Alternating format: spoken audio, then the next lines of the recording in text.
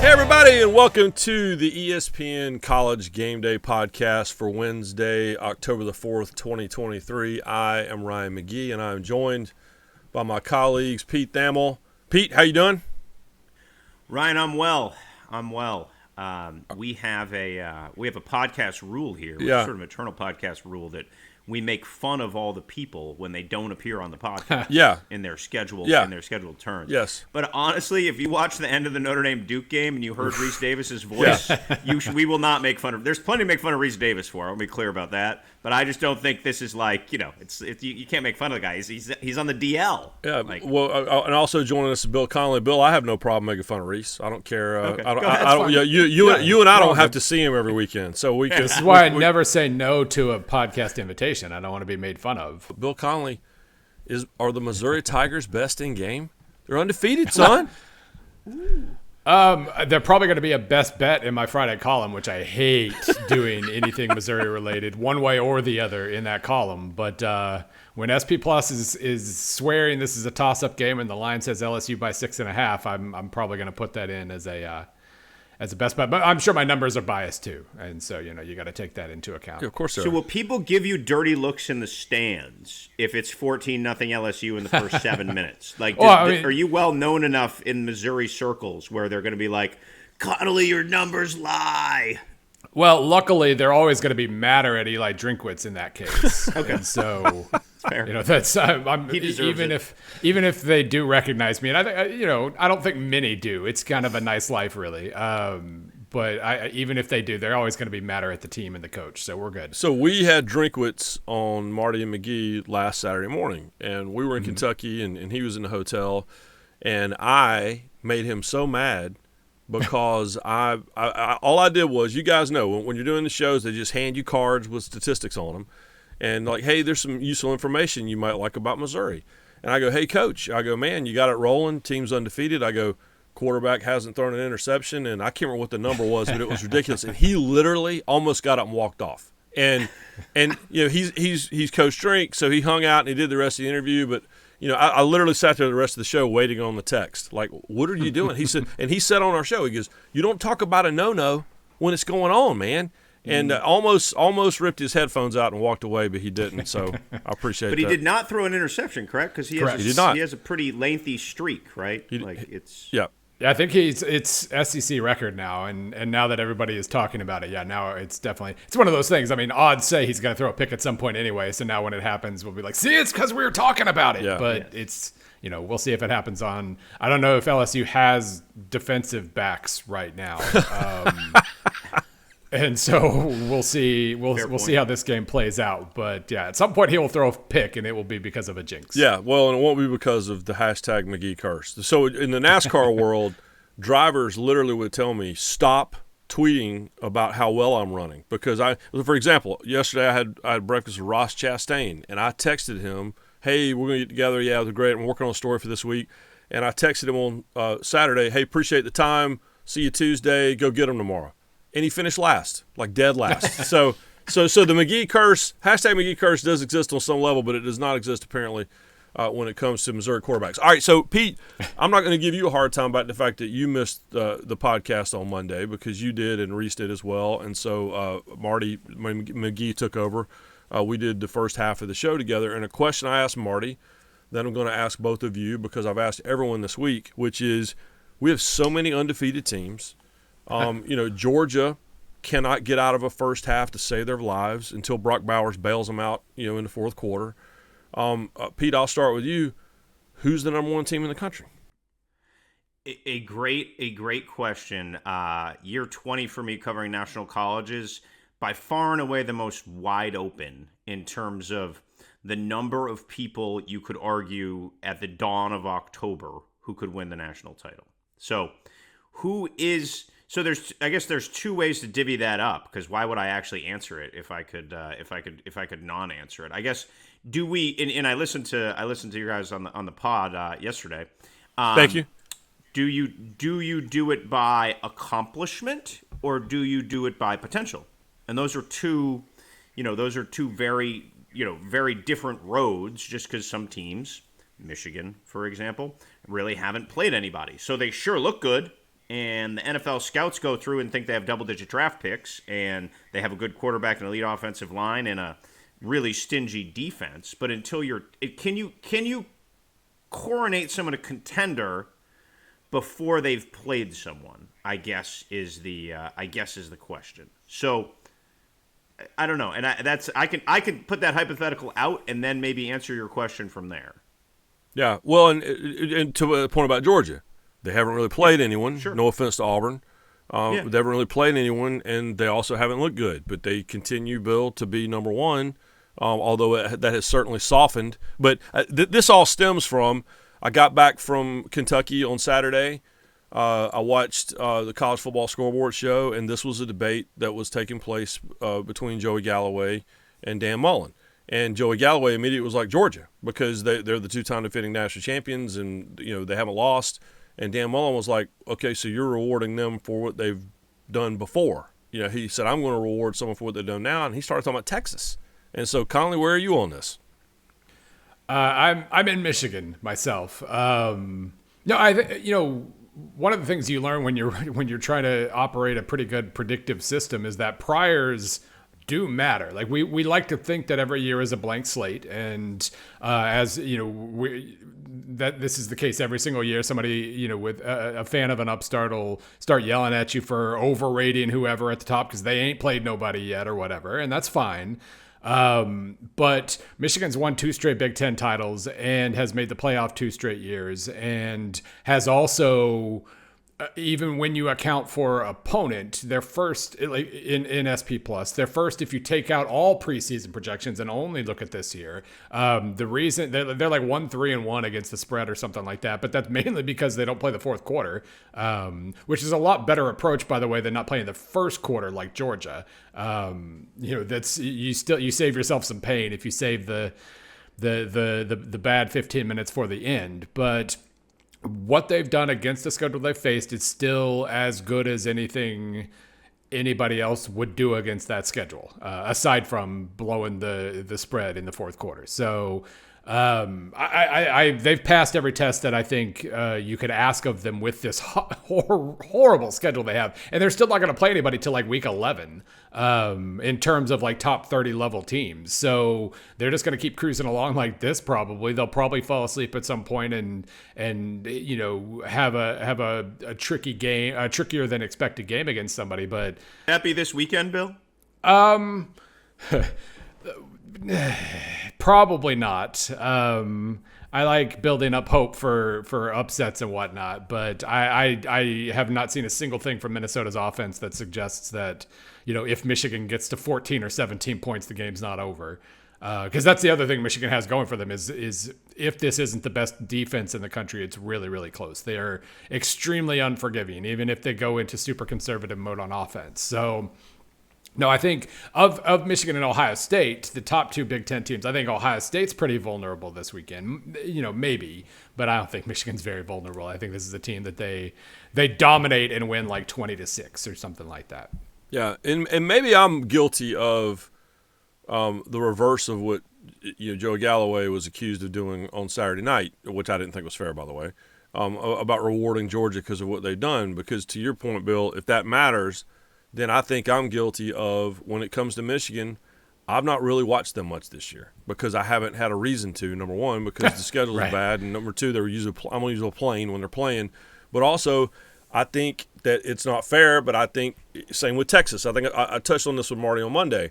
I penalized Texas because how many times have we bought into their back thing and it hasn't worked out, right? And with Michigan, I think that I still penalized them for the fact that they couldn't beat Michigan State or Ohio State or get to Indianapolis all those years, and now they've done it a couple years in a row, and I'm still holding it against them. So there's still, I think I have that history bias built in a little bit too, but I don't know the answer. I really don't. And I saw Kentucky in person last weekend. I'll see Kentucky and Georgia this weekend. Pete, you're going to be in Dallas. I don't know. I mean, the more that we go along, Alabama's loss to Texas doesn't look that bad because Texas continues to look great. But to that point, all right, when we go to Dallas and you have your deep fried Twinkie in one hand and your deep fried, ding dong or whatever in the other? What do you think You we're going read to the see on scouting Saturday? report, Yeah, didn't you? yeah. What do you think we're going to see on Saturday? Yeah. So I'm going to answer the question. I'm going to say Washington right now. Yeah. Just to be a little bit. Yeah. different. Okay. I Yeah. really feel like, now again, did they blow Arizona off the field? No, but I think we've seen enough. They were also pretty banged up Yep. in that game. But I think they have the combination of results on the field. They have great personnel, elite leader, a schedule where they're going to be able to prove it. So right now, I would say them. I'm gonna ask. So I often hijack the pod. I usually declare when I'm gonna do it. And I know Ryan probably had copious notes and spent his whole morning with like a cup of coffee, digging in the notebook. But I do think I have an interesting. Have you met me? thought. Because that's not really my deal, but that's cool. Yeah. I'm joking, but I think I have an interesting notion that I've sort of pondered this week that I'd love to hear what you guys have to say about it. I'd love to see if Bill had a way to statistically quantify this, which I don't think he does, and I would just like to think How dare you? what you guys both want to hear. So, in the 10th year of this college football playoff, I would argue that on early October, there has never been a league that we haven't declared out. Now, leagues have gotten back in when we've declared them out after the opening weekend or whatever, but we have never had 5 energized, buzzing conferences storming towards a controversial finish. Bill is actually doing the numbers in his head. He's like, That's right. 2013, actually. But all I'm saying is, my prediction, which you can feel free to ignore, is that this will be the most controversial iteration of the college football playoff that we've seen. Of course it will. Right? Yeah, of course it will. And I want to know from you guys who gets left out. If you have to leave out a league right now, so if I'm going to give you 5 teams, I'll give you Michigan because we talked about them, Florida State because they've earned it, Georgia because they're the 2-time champs, Texas because they won in Tuscaloosa, and Washington out west, and we'll know more in 2 weeks. Washington, Oregon, I think, could give some clarity there. But I give you those 5 teams and the leagues they represent. Who do you leave out right now? Well, luckily, they're not all going to go 13-0 because that never happens. Yes, they are, Bill. That's my quantification of the situation right now. Is they're not all going to be 13-0. But I mean, of that situation, it is fine. Like Georgia's not getting left out, but it really might be Georgia with the way if everybody plays exactly like they have to date, moving forward, Georgia would have been the least impressive of those 5 teams. Now again, we always complain about the committee and all the decisions they make and blah blah blah, and in the end, they basically have one decision. That's like anything close to a toss up. Everything else kind of makes itself. But yeah, it is. Well, and I can't guarantee it's happened since 2014, but you want to think about controversy and every conference being engaged. That one had Ohio State storming back after the early loss. It had Alabama, obviously. It had Oregon getting in easily. It had Florida State looking like crap every week, but winning every week. Pulling at Georgia, kind of. I mean, that's. I've seen people on Twitter mention that like that's been Georgia's putting off serious 2014 FSU vibes so far. And then you had, of course, the 2 one-loss, one true champions of the Big 12 in Baylor and TCU. That was the one. Yeah, that was the one that first immediately popped in mind was that, and that was. Since then, I don't know if we've come anywhere close to this, but and that was controversial, Bill. I'm sorry that was the most controversial of these easily. But was that like the committee head needs security on his front porch? Controversy. You know what I mean? Like if you left LSU out on a data point, like there would be, they would storm the gates, right? So I'm just saying is right now, all those league champions, some will have one loss for certain, right? But all those league champions look and feel worthy. So I just feel like the build up to it, to me, is going to be fascinating. Once we get through everything, and look, like there's going to be some cannibalization. But just because you get cannibalized in a really good Pac-12, that I think we would all say has been the best league in the country so far, like does that mean that you shouldn't get in? Like I don't know. It just there's a bunch of different levers here to me that are really interesting that I'm fascinated with, and I do think like Florida State has that great neutral site win that might not look great at the end of the year, right? But they did curb stomp LSU in a neutral site, right? Does that, if they step on a rake, as Reese likes to say, in the ACC title game against Carolina, or whatever? Like, do they all of a sudden get left? I don't know. No, that's it. That my answer was going to be that. I think Florida State's the most vulnerable. The ACC is the most vulnerable because they, as I sit here in Charlotte, I mean, this is what they do. And Clemson already has 2 losses. And so Clemson, the 2 X factors are you got Clemson who already has 2 losses and 2 losses in the conference, but they are getting it together, and obviously maybe should have beaten Florida State. They have a chance to knock other teams off. Florida State, they've got Duke, they've got Miami. They have to go to the Swamp. Let's say they face North Carolina, who very quietly is 4-0. And we all had, as a top 20 preseason top 25 team, and kind of went off the radar. But the ACC looks the most vulnerable to me, and it would be the most ACC thing ever. But and plus too, and of all the teams, and if I'm being honest, but all the teams I looked at, Florida State is the one that I'm not buying into yet. And Bill, I keep catching flack because we do our 4 picks every week for ESPN.com, and I don't have Florida State in there because they look very, very vulnerable to me. They really do, and I think everybody's excited about the potential of them being back. But oh, by the way, Notre Dame is rolling around the ACC like a wrecking ball, and they just torpedoed Duke's year, and so they have the potential to, with this winning streak they have against the ACC, to not win the conference but ruin it for everyone else. And so so to me, I think Florida State, the ACC is the most vulnerable at this point. Plus, I would never say the SEC because I like my job. Yeah, I think when I said Georgia, it was kind of a combination of resume and performance. If we're looking at just performance at this point, it's Florida State's fallen from 8th to 18th in SP Plus the last 3 weeks. They're winning, and in the end, that's all that matters. But if that LSU, you're right, if that LSU and Clemson dual win there doesn't actually look amazing on the resume, and they're limping by teams. I cannot tell you how unimpressive it is to beat Boston College by 2, basically. That dropped them a lot, even though they were banged up. And if they keep playing like that, they're not going to go 12-0 or 13-0. They have to start playing better. But yeah, in this scenario where everybody's 13-0, it could be that they just look less impressive than the others by the time we get to the end of the year. Do your numbers give Kentucky a better chance than Vegas at 14.5? Let's see. Right now, SP Plus with Kentucky, Georgia is at 11.7.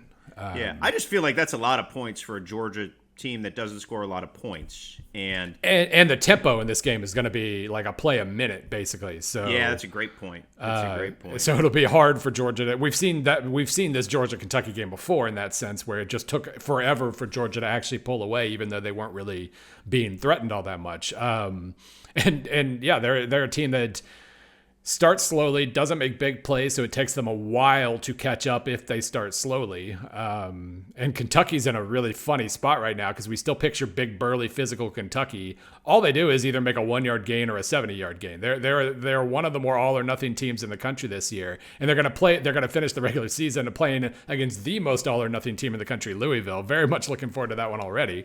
But they do, if they can rip off a couple of big runs and just create a few easy points for themselves, it'll be a super interesting game. I still this is Georgia. We've been conditioned, so I assume at any moment real Georgia shows up and starts firing, but they're gonna have to show up like Florida State. They're gonna have to, if they keep performing at this level, they're not gonna go unbeaten. So our whole hypothetical ends up moot. It's interesting with Kentucky though, because Stoops is one of those guys, and we all know him.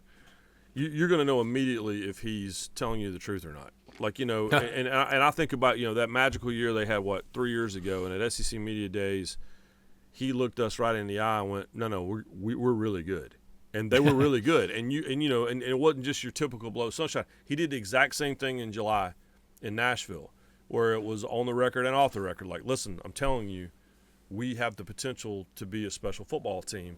And what I saw on Saturday afternoon, and what I'll maybe see on Saturday night, is that because it just looks like a Stoops football team. It does.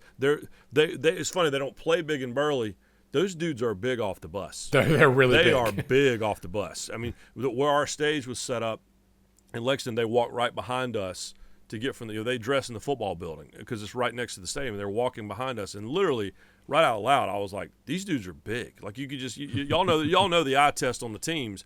You know as soon as they get off the bus if they're big or not, and those dudes are big. And so I'm not saying Kentucky can win the game, but I'm saying that Kentucky can win the game. We'll see. Didn't their O-line really struggle last year? Yes. Didn't they give up some of the most sacks in the country? Yeah. Yep. And I thought, listening to the pod on Monday, you or Marty quoted Napier saying, like, they got beat up. Yep. Like, as bad as Yep. they had gotten beat up. Yep. So, to me, in my mind, I was like, okay, there's been a sea change there, something. Well, I probably know the assistant strength coach who deserves credit for it, right? Yeah. But there, it does seem as if something happened in the trenches there where they are playing to their size and they are forcing their will. Again, against a Florida team that is flawed, but I think Florida's defensive line they had been good. Yeah. Yes. Yeah. They and they are big too. Like they have the 420-pound monster everybody talks about. But then they got the transfer from Memphis, transfer from Louisville. Like they've got real SEC-sized men in depth there. So I didn't catch a lot of that game just because of the schedules and everything happened, but just to hear it. And look, Napier's whole coaching ethos is about beating their team up. Like that's what it is based around. Louisiana just had better players, bigger players, and just leaned on you, and he won by field goal every time, right? And that's what he's essentially trying to build. Graham Mertz has been very efficient, and then they're just trying to lean and win. And so to get pushback like that, I thought that was a pretty high compliment to Kentucky. Yeah, and I think they will. It's interesting. Not I just keep going back to that game. I was there, so I keep talking about it. But we always give Kentucky credit for giving Stoops the time that he needed to build what he needed to build. And now all they do is win at least 9 games a year and play on New Year's Day. They do it every year. The bartender where we had dinner Saturday night or Friday night looks at me and Marty and he goes, "I tell you, man, we're getting impatient around here." I go, "Are you getting impatient in Lexington?" Because with John Calipari, maybe. Yeah, in what universe did we grow up in where winning 9 games and going to a bowl game every year wasn't enough for Kentucky football fans? But I see the same thing in Gainesville, and I hope because we like Billy. I like the way he does things. He's boring, but he would say methodical. I wrote a story about it this year. But I hope that they give him the time to do what he needs to do to build what he's trying to build because, it's boring, but it takes patience, and none of us have patience. But I think they have the potential to get it together down there. Yeah, I have a term I called Glenn Mason territory that I used, especially when I was first writing, where basically you raise the bar at a school, but then you don't raise it further, and people eventually get mad at you for not clearing the bar that you set.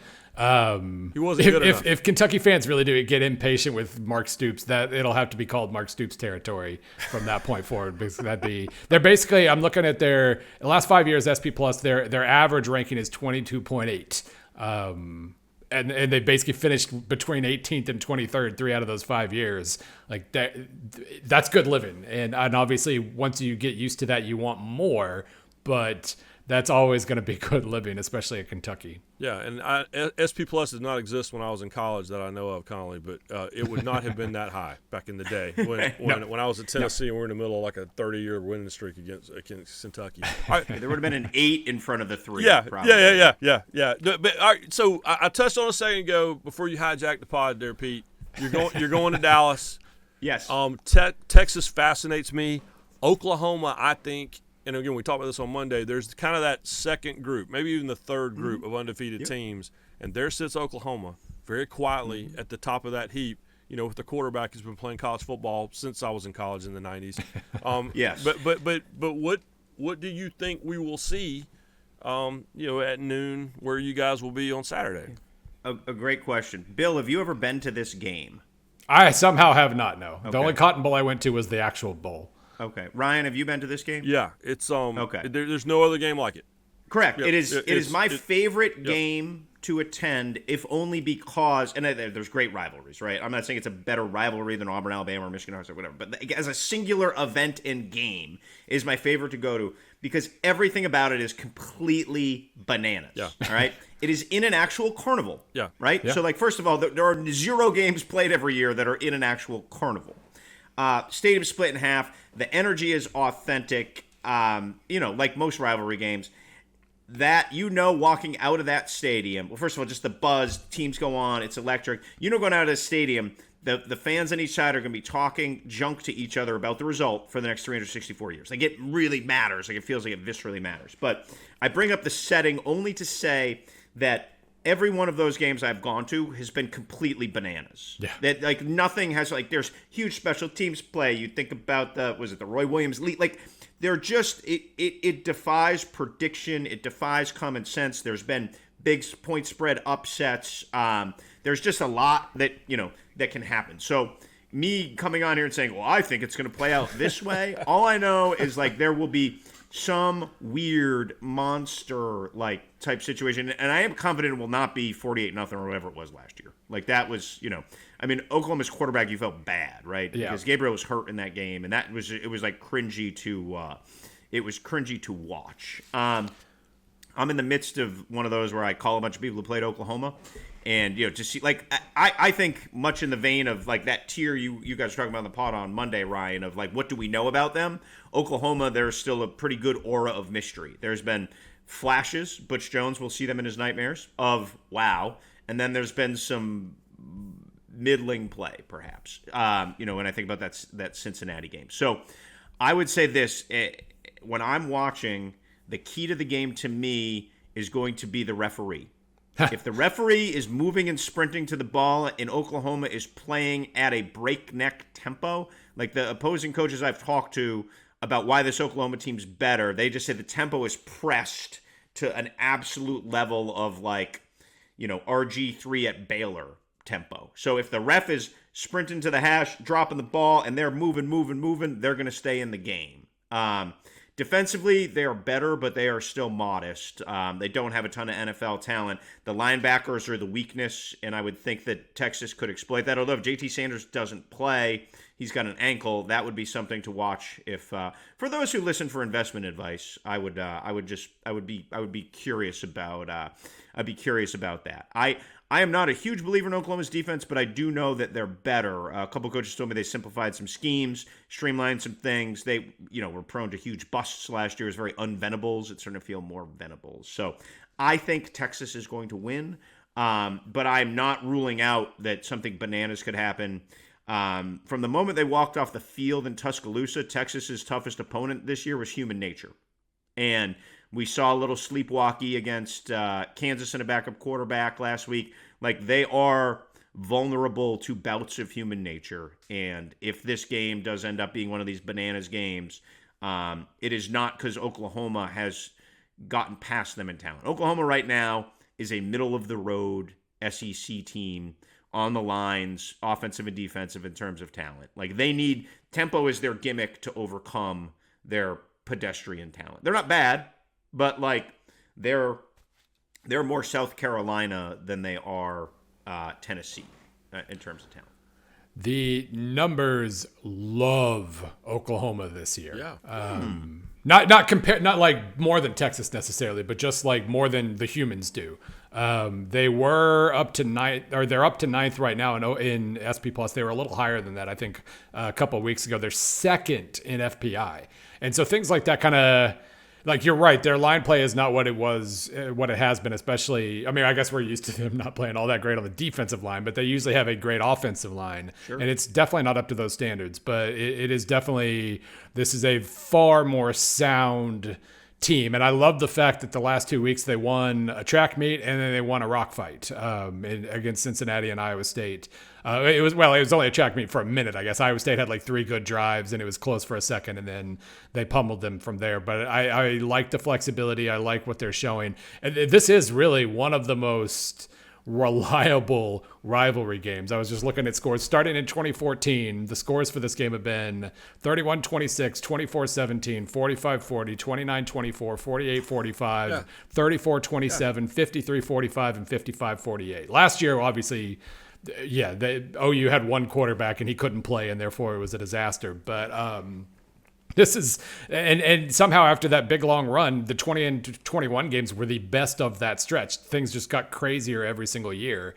So hopefully we can resume that, because those two games, the overtime game in 2020 and then just the wild Kennedy Brooks scores with 3 seconds left, 55-48 game in 21. That's about as good a 1-2 punch of rivalry games as you're ever going to see. I was looking at the menu over at the State Fair, and this is part of the problem. Is it's hard to play balanced football when you have just eaten a basket of deep fried cheesy crab tater bites. Well, that's a lot of words, right? A lot of good words, but I'm not sure about the order of those words. Excellent soul rolls and turkey ribs. I don't know what the hell a turkey rib is. I mean, I know turkeys have ribs, but are they big enough? I've had an alligator rib. Big enough to eat? Yeah. So it's anyhow. So but that was the one that jumped out to me was deep. Well, there's deep fried pho, but there's a deep fried cheesy crab tater bites, and I don't know what kind of crabs they grow in the Red River, but but it's hard. It's hard to tackle. But to your point, and Pete, every week I pitch these essay ideas to Game Day and cross my fingers and hope they do it. I appreciate it, But the thing that strikes me about this game, and this is what I pitched, is the most unique. All you need to know about that game is the fact that the Cotton Bowl, which has seen better days, but by cracky they knock the dust off and play this game every year. But the old Cotton Bowl, the fact that it's evenly divided at the 50-yard line is the craziest thing to me. And those people that sit there, shoulder to shoulder, the entire game on both sides of the stadium on the 50-yard line. That's just, I can't imagine the conversations that take place between them when it's 48-45 in the fourth quarter and Baker Mayfield's driving again. It's just that to me, it's the uniqueness of college football is why it's the greatest sport in the world. And there's nothing more unique than the person in the ticket office saying, no, you can't have that seat. I know your 5 family members are on this row, but you can't have that 6th seat because that's where the cutoff is, and that happens. That's crazy to me. So I'm gonna one up you on fried food because I have sources deep in the Texas State Fair. Yeah. Believe folks who listen to the pod and then make it a point to watch Game Day on Saturday. We appreciate you all. There will be a significant fried food. Oh, yeah, of course. Yeah, we are not gonna like dip our toe into that. We're gonna Pat McAfee backflip into the fried food goodness at the State Fair.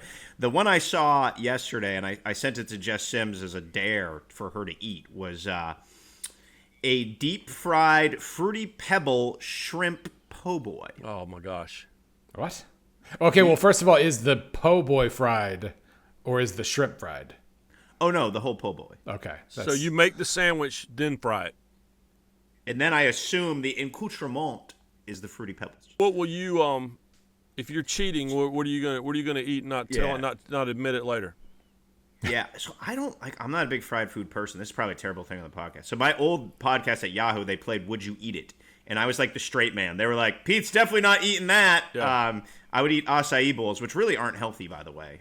They're filled with sugar. They're like sort of like a light ice cream, basically. And I would just get dragged for it. But no, I'm not an adventuresome eater. And believe it or not, my role on the show is so straight and boring, and I need to worry about JT Sanders' ankle being sprained and how significant it's sprained that I don't think I'm going to get dragged into those seconds. Now, Stanford Steve, who will join on the Friday pod, I've got a feeling old Stanford Steve might end up, opening up his fridge and having some, having some fried delights pop out of it. But no, I will just straight admit I'm as boring as you would probably think I am. So you're not tempted, like if somebody walks up to you. No, like that's the thing. Like fried food just doesn't do much for me. Just to say, all right, I had a deep fried Texas oatmeal pie, which is on the menu. You wouldn't just take a bite and just go, okay, I had that. Well, I'm going to work for 10 hours after the show, so I don't really know if that's just good business. And you mentioned how tired the Cotton Bowl is. Yeah, I don't think I want to test. I always worry about it because everybody eats all this stuff, and then they go sit in the grandstands, and that place has got some rust on it. I don't know if we need to be everybody adding an extra 20 pounds and then going in and sitting on the beams and girders of the Cotton Bowl. Yeah. But no, it's did you try anything, Ryan, when you went there over the years? Yeah, no, I tried the deep fried butter. just because I just wanted to try it. Like, I keep in mind, I didn't eat a stick of deep fried butter. I had like we cut it up into sections and eat it. But I'm a any like cookie that's deep fried, like deep fried Oreos or deep fried Chips Ahoy and all that stuff. Yeah, I had all that stuff, and it's my Crestor bottle literally started vibrating. Like I could feel it. Like I got a text from my doctor. What are you doing right now? It was like full alarm. So let's do talk business for a minute. Pete, as we started to log on to record this, there were a couple breaking stories, really one from Tuesday, but one from Wednesday as we went on. Tommy Van Haren was writing about this shrinking window for athletes to enter the transfer portal. The NCAA is trying to get the egg unscrambled on NIL. This is all too little too late. Do we agree on that? Or can they rein it in? I think it's trying to winnow it to make it more workable. I think the thing, from talking to Charlie Baker and the people at the NCAA, the thing that worries them most about the transfer portal is the people that go in and get lost. Right. Because there's a lot of players who go in and get lost. And I agree with that completely, right? Like, some dude is a backup at, a MAC school, thinks he can go get better. His high school coach is getting a call from this guy. All these guys have NIL guys who are trying to push him to move because you move money. And I just think a lot of dudes, like, it's like musical chairs. And things stop, and they go. So I've just sort of embraced the professionalism as just a byproduct of where we are and what we do in the billion-dollar contracts that fuel it all. But at the same time, I don't want to be cavalier or callous towards the players, a lot of whom don't have great guidance and don't really understand how cutthroat the system is. So any changes, any manipulations that give them a better chance and to stay in school ultimately and have good experiences, I'm for. Yeah, the portal aspect of things can absolutely be not fixed, but made better. No question about that. I mean, we've been trying to figure out recruiting calendar for a very long period of time now, and any fix or any tweak you make opens up 3 new things that you have to go fix too, and that's fine. Like, just keep trying to make it better, and you will. NIL, yeah, the toothpaste is way out of the tube on that one, and I don't know how in the world you get back to whatever it was supposed to be originally. I was joking with one of our editors yesterday about Luther Burden III at Missouri has one of the what was supposed to always be the NIL situations where, like, every Sunday he posts a picture of himself with an Emo's pizza and Emo's wings and Emo's this and Emo's that, wearing an Emo's shirt. I mean, it's besides the point that Emo's is terrible, but so we won't go there. But that was what the vision of NIL was always supposed to be, and there's no getting back to that point now that people who have money have figured out exactly how it could work. So that one's not fixable, but the portal, it can absolutely just always try to make it a little better than it was before. Yeah, and it's I've always wanted to ask you this, Colin. How much does the portal mess with you when you are trying to do formulas? Oh, I mean, spectacularly. I mean, and I think, once I have a little data on how things are supposed to work, then we're good. And for years, my whole returning production approach worked pretty well when teams were at most getting like 6 transfers, because I would just kind of basically plug your production into your new team's returning production, and it'd work out relatively well. But then now 6 is like well below average. And with USC and LSU last year, I knew, like, I basically announced every single time I put out rankings in the off season, it was like, okay, just ignore these 2 teams because they're completely unprojectable. Now I kind of have a better approach, although LSU underachieving this year is kind of screwing me up a little bit. But I feel like I can handle 20, and now with Colorado, we'll have to figure out how to handle 50. And I'm actually kind of encouraged that Colorado has really only improved to 2 positions. Basically, I don't want 50 to be the precedent now, or the standard. Yeah. And so the fact that Colorado's basically only improved where they brought in guys we knew were awesome from the start, maybe that kind of reins it in a little bit. But yeah, like every single time somebody forces the issue in a new way, I just basically declare them completely unprojectable and wait until about halfway through the season. Halfway through the season, by the way, the numbers really weren't that far off on Colorado. But I knew they were still going to be underrated because they were so horrible last year, and you just kind of had to wait for that to all play out. I'm going to hijack here again. I'm going to take it home with Bill. I have one question I want to ask Bill. If Ryan, you want to scoot on to your other duties, I have a game that I am most intrigued by. That I wanted to drill in on a little bit for the hardcores who listen to this every week.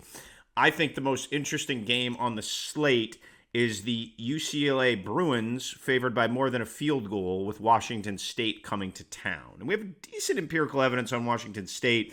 We know a decent amount about the Bruins, who did have a bit of a soft slate. I'm curious if that Vegas matches your numbers are on that, or they're a little sideways.